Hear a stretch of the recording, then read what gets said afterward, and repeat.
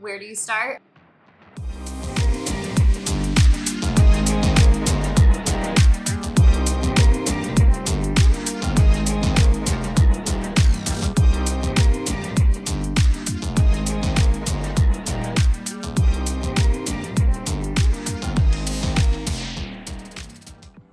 How do you go from this to this?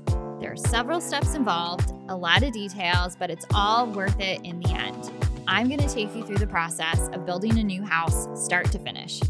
If you're building new or doing a major renovation or an addition, you'll usually start the process with an architect, where you'll start working on floor plans and working on all of the exterior architectural elements.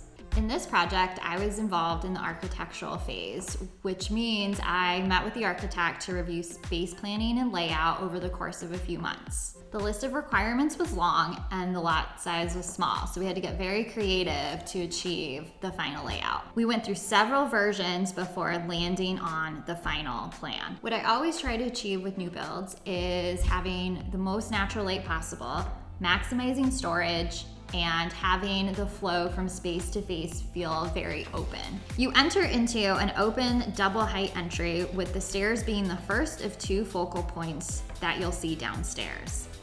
So this is an opportunity to make this area really stand out. The second focal point you'll see when you enter the house will be this floor-to-ceiling custom window and door system. The office is located off of the entry, and I want to wrap the walls in wallpaper to add texture and set that space apart from the rest of the house. Continuing down the hallway is the powder bathroom. I think powder bathrooms are always a place to have fun, and it's the bathroom that all of your guests will see, so I definitely want to add some cool elements in here. Then you come into the open area of the living room, dining room, and kitchen. There was not room for a walk-in pantry, so we created floor-to-ceiling cabinetry to maximize the storage. Off of the kitchen, there is a little mudroom area with a bench to put your shoes on, to throw your coat on, and to provide more storage. The utility room will have plenty of counter space for folding clothes and doing laundry. Heading upstairs, you have the master bedroom and bathroom. We had the room to raise the ceiling in here, so we decided to increase the height by 12 inches and add a ceiling detail with these faux beams. We opted for a larger shower rather than a tub and a tiny shower. There are 2 more bedrooms and a bathroom upstairs, along with a game room above the garage. When starting a new design project, it all starts with imagery. It's important to get an overall feel of the aesthetic that you're trying to create in the space. When looking through photos and gathering inspiration, if something speaks to you, save it. The editing process comes later. For this project, we started collecting images and created a board on Pinterest. There are a variety of platforms to collect and organize images. Pinterest, Houzz, magazine files, but Pinterest is what I use most often. So the gathering of all of these inspiration images, this is really important for me as a designer to have these images from my clients so that I can get a feel for what they like, what they don't like, and what overall aesthetic they are gravitating towards. So once you have all of these images in these boards, you're gonna need to edit it down. And the process that I do for this is I look to see what these photos have in common. What is the common link? How do they relate to each other? Are there certain images that I like more than the others? Images that speak more to me? And those are the ones I start selecting. For this project, the design style I was going for was classic urban glamour. I wanted it to feel modern, bright, and fresh with traditional elements mixed in. After selecting the top images that work together, we create a concept board. I think it's important to include photos in the concept board that are not just interior design. Fashion, textural details, nature, all of those types of images add interest, add variety, and really help tell the story of the feeling you were trying to create within the space. On our concept board, you see black and white throughout, with textural elements like natural stone and wood. We have 2 fashion images on this board, one that is fun and glamorous, set amongst classic architectural columns, and another one that's a little bit more downtown urban chic.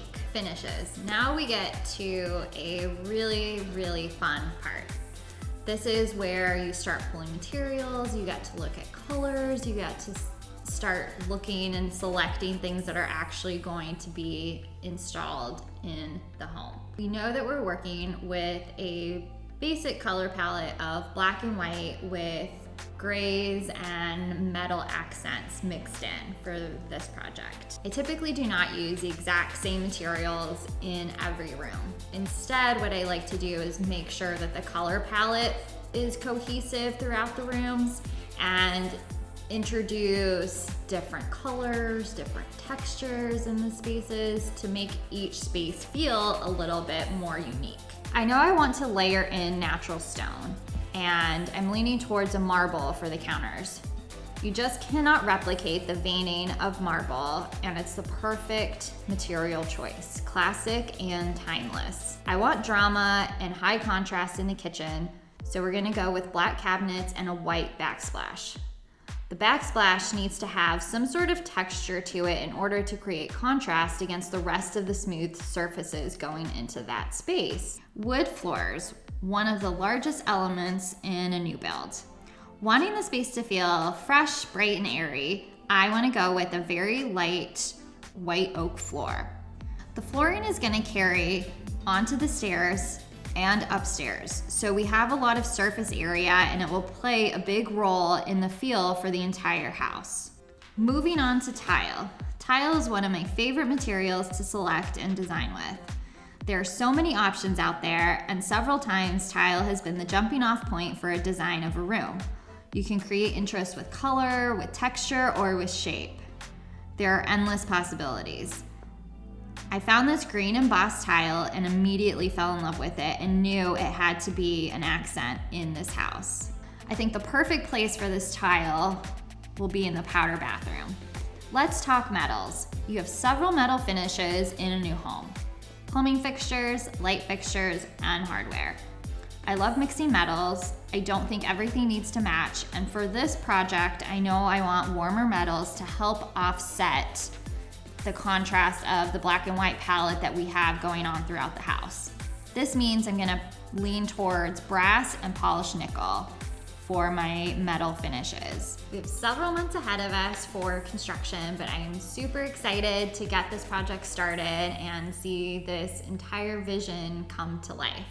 We will be posting videos over the next several weeks taking you through the design and construction process on this new build. Make sure to subscribe to our YouTube channel and follow us on Instagram.